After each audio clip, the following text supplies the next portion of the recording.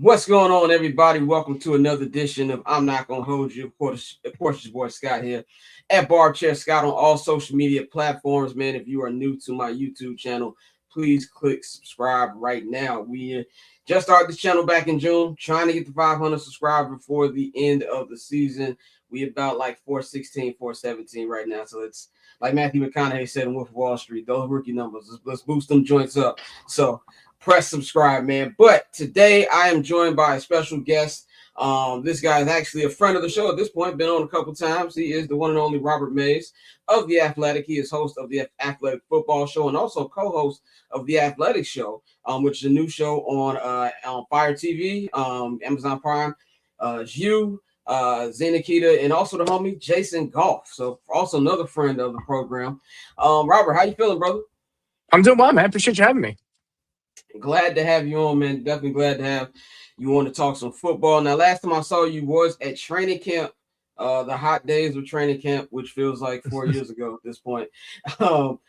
Just going off what we've seen there, because I was talking to actually my camera guy who was with me doing camp, and I was like, it's day and night to what we were watching over there at Hallis Hall. There was concerns I had at the moment, and I actually said 8 or 9 wins, but watching like a couple weeks of practice, I was like, I might have been putting too much dip on my chip. What have you seen from the Bears this season as really just a fan? What has it been like to you watching this year? I honestly think this is like the perfect trajectory that they've experienced as in terms of like what you could have wanted before the season. Like if you were being realistic and you were there every day at camp watching how the offense looked, and Ben was really honest and open about it. He was like, listen, we are throwing a lot of stuff against the wall and we're just seeing what they can handle and what they can't. And when that's your process, it's going to look a little bit shaky and uneven at the beginning because you don't know what you're good at. You never spent any time like honing in on what those things are. And so the first month of the season, it didn't look great, especially on offense. I mean, that Raider game that they ended up winning, I mean, it's always good when you win an NFL game. They didn't play well. They got outplayed by a Raider team that has bottomed out, that is going to fire their coach most likely at the end of the season. And then they come out after the bye, and you just felt that they had used that time to really kind of zero in and be like, okay, what do we want the offense to be? What do we want to do well? And it hasn't been all like a rocket success since then. They've had their ups and downs. They're a young team. They're going to be inconsistent, but you can really feel the nucleus of what the offense wants to be. And you can really feel the excitement around the talent and the production of some of the young guys. Like this is everything you would dream about as a Bears fan when it comes to the foundation of the team. I'm 38 years old. This is the first time in my life the Bears have had an offensive play caller and an offensive infrastructure that makes me feel like guys are being set up to succeed week in and week out, no matter what. Like they have an advantage because of who is calling plays. I have never felt that before one time in my entire life. And then you combine that with a quarterback who it's been a little up and down. You know, he's been inconsistent, whether that's from game to game, whether it's from half to half, but you can see the overall trajectory of the progress. It's not a straight line. It goes up and down, but it's absolutely heading in the right direction. And I think last week is the best game he played as a pro. And so you combine that with the young skill position players have so much juice. Like I don't think they know what they're doing half the time, but they have so much juice. And so I just think there are so many aspects of this where if I told you coming into the season by Christmas, they would be like 12th or borderline top 10 in every important offensive metric, and Caleb would be an appreciably better quarterback than he was last season, and we would have so much proof that Ben is the guy, you would take that every single time, and that's exactly what has happened. Yeah, and you put that the best way because it's happened faster than I thought. But like you said, it hasn't been like a straight line. And I've been comparing this, to 2018 a little bit. And like I said, I'm 37. I'm with you. I haven't seen none of this in my entire life. Like I actually saw a clip from my first full year, coherent year as a Bears fan, and that was the 2001 season. I think they were like 13-3. They were winning in the most dumb fashion. Mike Brown interception, things like that. And I just remember each year, 05, 06, 2010, 2018, it was Oh, let's just hope Rex doesn't mess it up. Let's hope Jay doesn't mess it up. Can Mitch actually make plays to back up his great defense? I have none of those concerns. Now, granted, Caleb, up and down. I'm with you. I do think last week was his best game as a pro. The accuracy was there, the confidence was there. But this team, I think what makes it different from 2018 was 2018, there was a lot of excitement. You just got Khalil Mack, and I think everybody was just having fun. This just feels like something where these guys know, if we can just get in, we might have a shot here. And if you look at the rest of the league, I mean, there's no juggernaut. Patrick Mahomes isn't going to be there. There's a good chance Lamar Jackson might not be there. There's no favorites in the NFC. Philly doesn't look as dominant as they did before. So it's that kind of excitement that I've seen, as a fan and as a media member covering the team. This is my 5th season covering the team. I've covered some bad football. And it takes a toll on you when you got to go to these games all the time, travel. And I've just had fun now watching these games. And so it's been a little different for me as well. But I do think that this team believes in coaching compared to last year. I had a lot of people, a lot of Bears fans are telling me who listen to our podcast, like, oh, you're making excuses for the players. I'm like, no, the coaching is a problem. And you see the coaching on each level with the defense, the offense, special teams, the running back room has been so much better. Now, what you look at we talked about the offense, but with the defense is kind of weird to me because I don't think they're good, but I also don't think they're bad either. What do you think about this defense this year, what Dennis Allen has done, and really what they can do if they do clinch this playoff spot? I think I'm with you in that the defense is getting better, undeniably. But there was a stretch. I mean, you go back to what the Cincinnati game felt like, where it seemed like this was going to be a group that was in the conversation to be one of the worst defenses in the league. And they have been better over the last few weeks, even against Green Bay. It's not perfect, but what they did in the second half against the Packers, this is not a unit that you're just going to walk all over all the time, but they're still not good. And so I just don't think where I land is the defense isn't good enough, right? The defense isn't good enough, and the offense is a little bit too inconsistent for you to have real ambitions for what this season can look like. But I think the foundation of what the offense is, it allows you to be very excited for next year. And then I think the biggest question becomes, all right, what do you need to do to get the defense right? What do you need to do to get the defense from not where we're celebrating that they're not terrible anymore, and we're actually excited about what they can look like against some of the best teams in the league? Because you could dismantle the Browns. That looks great. I remember what the first half against the Packers felt like. I was there. And so I still think that group overall just does not have quite enough oomph to it. And I think you feel that when you play the best teams. And that's in the playoffs, that's what you're going to have to do. You're going to have to beat the Packers. You're going to have to beat the Rams. And so I just think that's going to be difficult multiple weeks in a row, considering the current state of that group. Yeah, that first half, I just remember it being extremely loud in that stadium. And just, I was thinking, okay, this could get away from them. This could get away from them. It's like the offensive line wasn't blocking for Caleb. I don't even think he completed a pass to late second quarter or something like that. So I do agree with that. Now, talking about this Bears-Packers rivalry, which I feel has a chance to actually be a legit rivalry now, not just something where they just beat up on the Bears, and it's really only a rivalry between the fans, But I think it's they're 17-2 in their last 19 against the Bears, and there's been a lot of talking from the Bears. I've heard this week, and being around the team that they have had this one circled.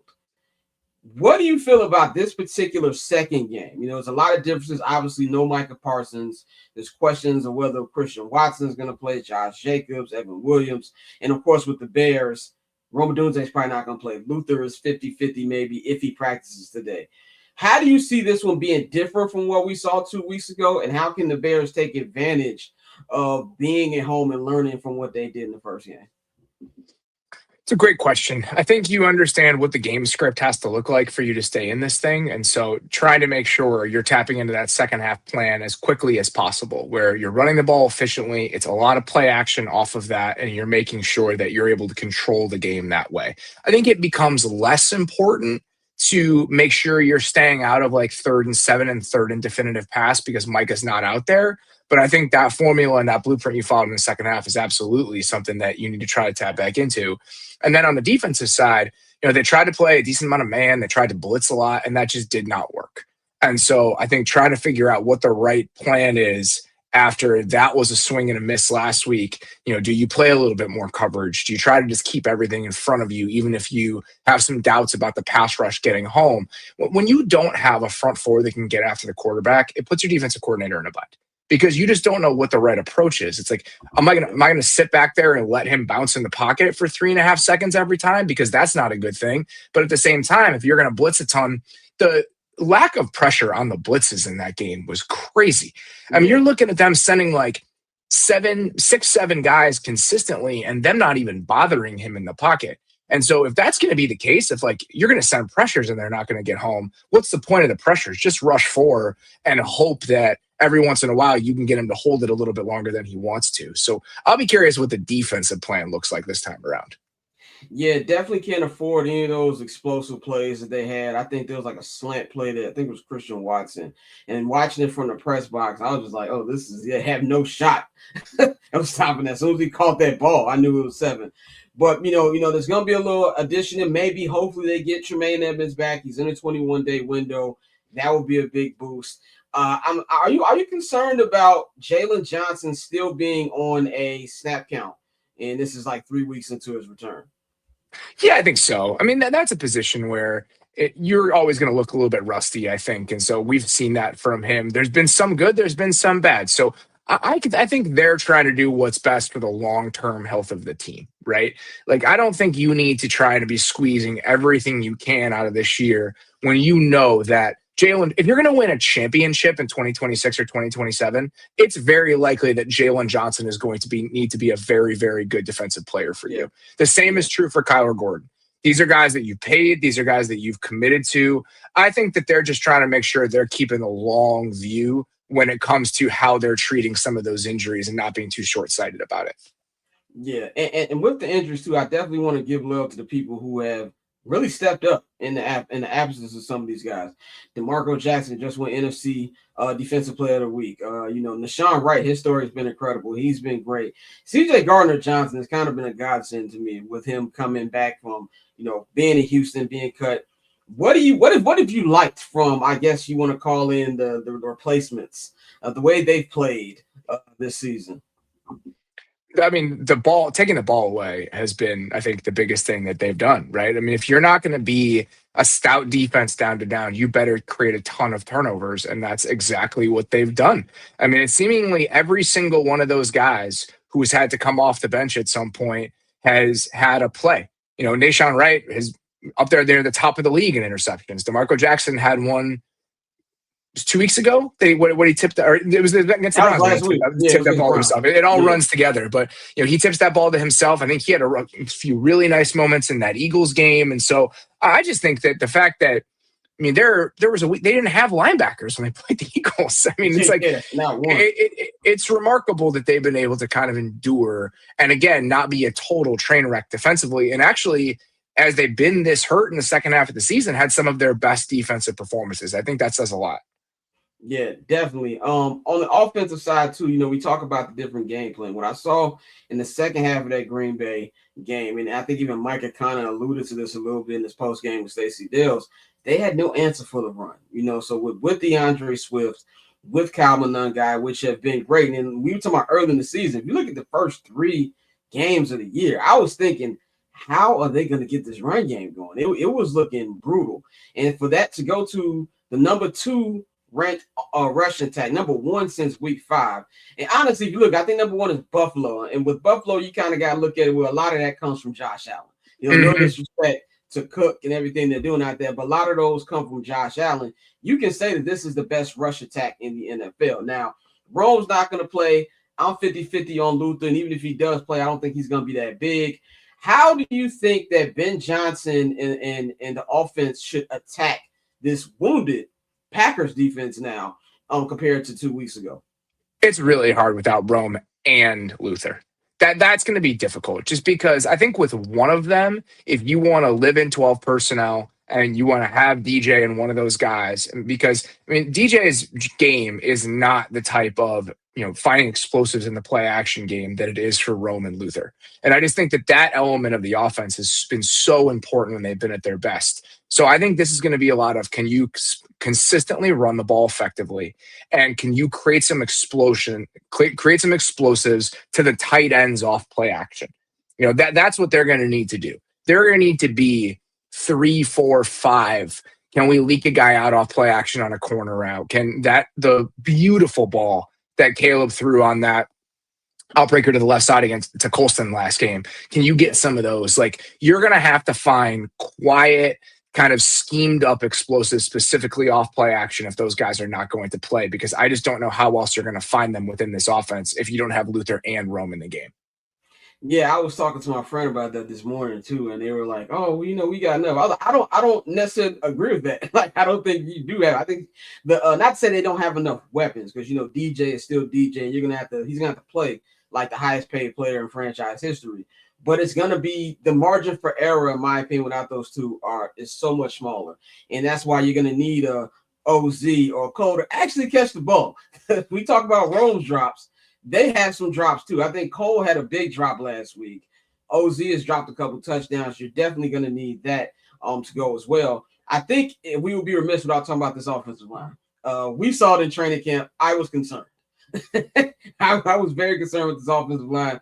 There was a lot of botched snaps with the centers, but Drew Dalman has stepped up. Jonah Jackson has been way better than I thought he would be. We all know what kind of guy Joe Tooney is. Darnell Wright finally looking like, okay, maybe we didn't miss out on Jalen Carter a little bit. What have you felt about this offensive line and how they've gotten progressively better as the season has progressed? I mean, it's incredible to watch. I mean, again, this is the type of thing that you've just been asking for so long. When you can come out, and last year when they built the offensive line, I think they were trying to create a certain floor, right? You're trying to make sure that you're at least at a passable level with that group. And overall, I think Ryan Poles has probably taken too much crap for how that went, because I think a lot of the struggles with the offensive line last year are schematic as much as they are personnel. But when you're shooting for the middle, there's always a chance it can be worse than that. And so I think they were always trying to be like the 18th to 22nd best offensive line in the league last year. This year coming in, they were like, you know what? We're just going to get ahead of that problem. We're not going to be shooting for that anymore. We're going to try to make sure we're solving this with a sledgehammer. And going out and getting Tooney, going out and getting Jonah Jackson, signing Drew Dalman. I mean, they threw a ton of resources at this thing. And that's not always a guarantee that the results are going to be there. And so to watch it all come together about as well as you could have hoped with the guys they brought in, and then you combine that with Darnell taking like a significant step forward. He's not perfect in pass protection. There are still some sloppy moments, but when you watch what he can do in the run game, and you watch what him and Jonah both do on that right side, I mean, there are games where they're playing against the Eagles, the Philadelphia Eagles, the defending champs, who had some real dudes on that defense. I know Jalen Carter was hurt and he wasn't playing well, but watching them just move people on the line of scrimmage, watching them dictate how the physicality on that side of the ball is going to go, it's a beautiful thing to watch. And that is just so far from what we've watched up front with this team for the last few years. And so, again, it's just yet another part of the offense that has gone about as well as you possibly could have hoped. Do you think that Ryan Poles should get, I don't want to say like apologies, but do you think that, he's finally going directions we can look him, okay, he's starting to become a good GM? Or you think this is more of a thing where it's more of a, okay, it's a partnership with him and Ben Johnson more than anything? I think that's what I would go with, because I think a lot of the offensive moves have looked very good. Like everything they've done on offense, Luther, Colston, Kyle INGHY, trading for the two guards, signing Drew Dalman in free agency. This has gone about as well as you could have hoped. The defensive acquisitions have not quite gone that way. Even before he got hurt, Dio wasn't really affecting games in the way you want from a $20 million player. Grady Jarrett has not really been a guy that you want to be paying $20 million a year to. And so I think that it's still hit or miss with how he approached the offseason, but I think the partnership with Ben and what that means for a lot of the offensive moves that they can make, that gives you more of a margin for error. And I think that we've seen that a little bit this year. Definitely. We got 3 more weeks left in this season. 3 more games. This not only is this division not settled, this conference is not settled. If you look at this more specifically, the NFC North. So the Bears have a great opportunity if they win this Saturday and Detroit loses, they clinch a playoff spot, and the Bears be up a game and a half on Green Bay to win the division. Bears got Green Bay at home, San Francisco on the road, Detroit at home.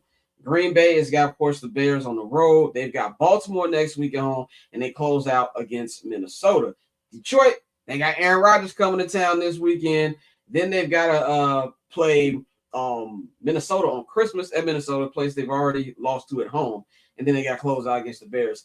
In your opinion, how do you see this division shaking out? And I'm not going to ask you for your score for this week. I don't know what you're doing on the show, but do you think the Bears make the playoffs? And who out of these three misses?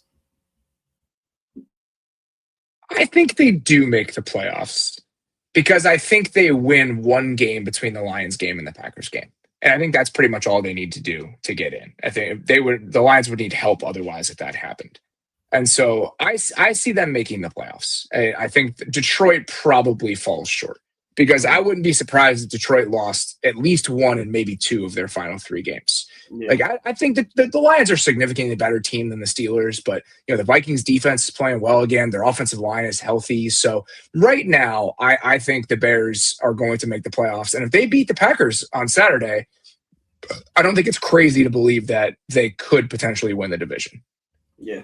Yeah, and I think that would be great. And final Bears question before we move on to the AFC. I was talking to a friend. We had these conversations all the time, and expectations change throughout the season. I had at the beginning of the year, I had them going 9-8. So obviously they've smashed my predictions. In the unfortunate case that they did miss the playoffs, how do you think fans are going to receive it, and how should they realistically receive it going into next season? It would be disappointing if they missed the playoffs at this point, but I think that this season should be treated like a win no matter what. It would be tough to have this sort of start to be 10-4 and then not have playoff experience at the end of it. I think that being able to play in a playoff game, understand what that looks like, just as part of your process overall as a team and your trajectory is a good thing. So I think you do lose out on that. But other than that, it's like this is gravy, man. Like every year on our show, we do what does success look like for each individual team as part of our team previews. And for the Bears, I had 2 things. The Bears are a top half of the league offense in every single conceivable metric. Success rate, DVOA, whatever. They are ranked 16th or better in every single one of those metrics. And you feel really good about your quarterback and coach combination heading into the offseason for the first time ever. They have done those things. Like the offense is even more exciting and encouraging than I think you could have hoped for. Yeah. And so the playoffs do not need to be part of a successful season for the Bears. This is a tough road to the end of it. I still think the Lions, top to bottom, are probably a better team than they are, just in terms of where they are in their trajectory, all of that stuff. And so if they don't make it, this is not some disaster. Like there is so much to build on from what has happened this year that I think even right now, if this is the end, there is a lot to be excited about and a lot to be happy about. I definitely agree on that one, man.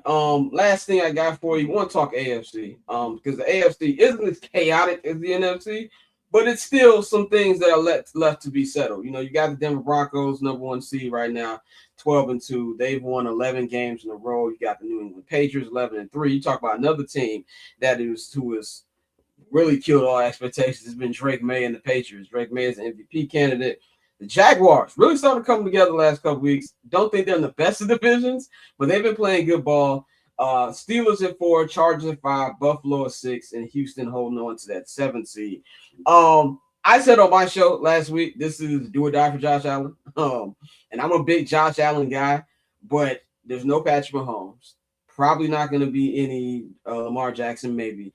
And there's no Joe Burrow. Who do you see as the favorite?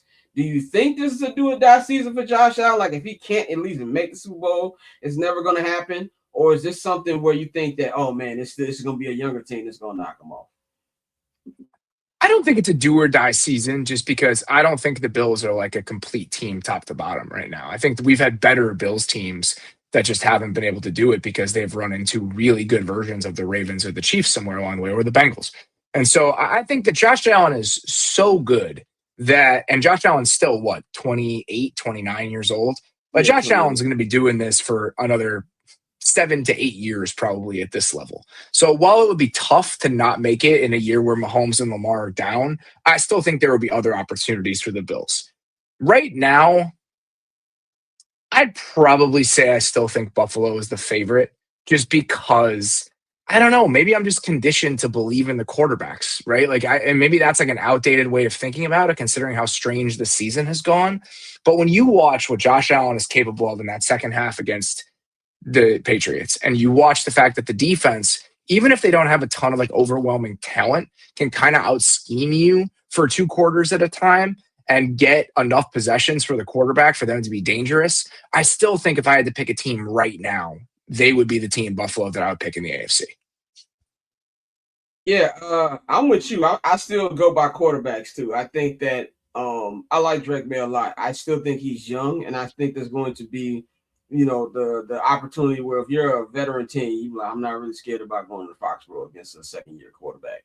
And Denver's a weird team to me. Denver's a weird team because I think they got a great defense, and I still don't 100% know how I feel about Bo Nix. Like there's some days I look at and I'm like, he's not that good. And then he'll do stuff in the fourth quarter. He has the most 4 touchdown games this year, and he's just dominant. And so it's kind of tricky with that too. But I do think that they've been on such a good win streak that I just kind of feel like a loss is going to come eventually.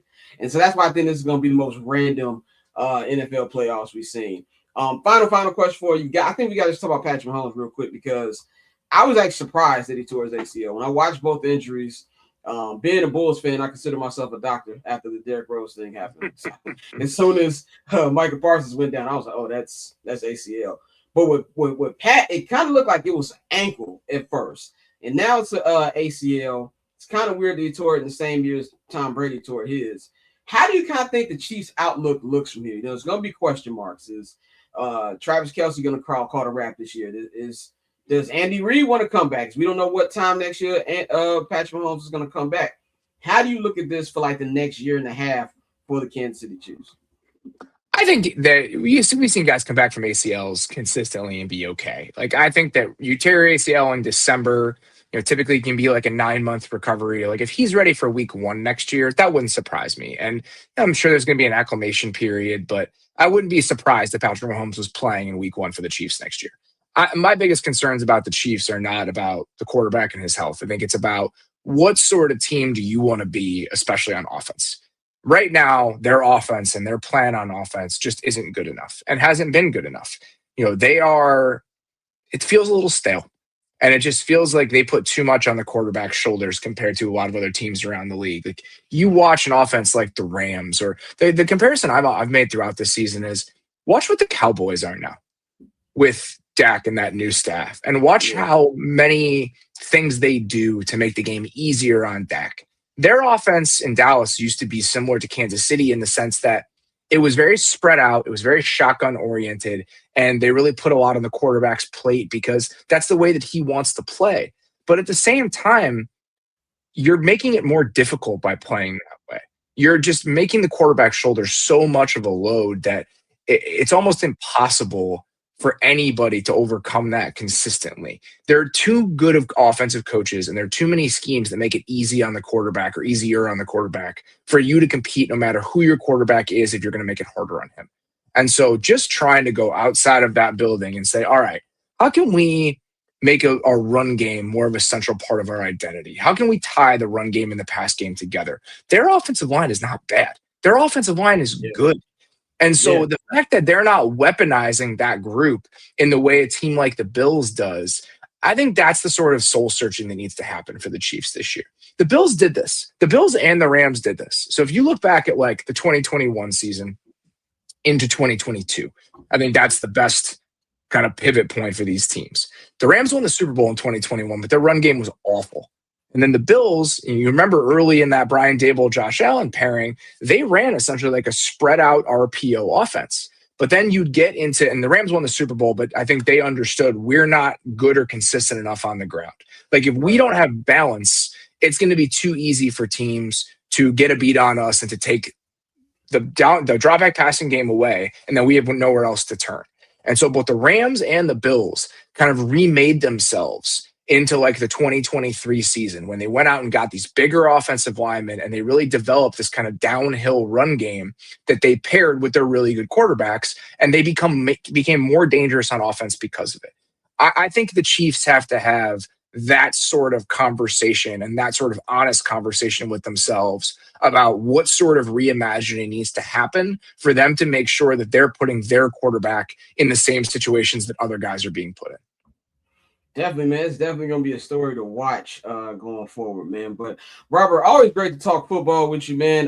You got a lot of stuff going on, multiple shows. Let the people know where they can follow you at on social media, and where to check out these 2 shows that you do. Athletic Football Show is available wherever you get your podcasts. We've really kind of beefed up our YouTube channel this year, so I would encourage you guys to go check that out. We're doing a lot of our shows in studio. And then the Athletic Show is available on Prime Video, or excuse me, on Fire TV and on any Echo Show device. So just say into it, play the Athletic Show, and it will queue up on whatever TV you've got that Amazon Echo. Definitely, man. Speak to you next time, man. Shout out to everybody tuning in. Subscribe to the channel. I'll holler at y'all on Friday for the live show. I'm out.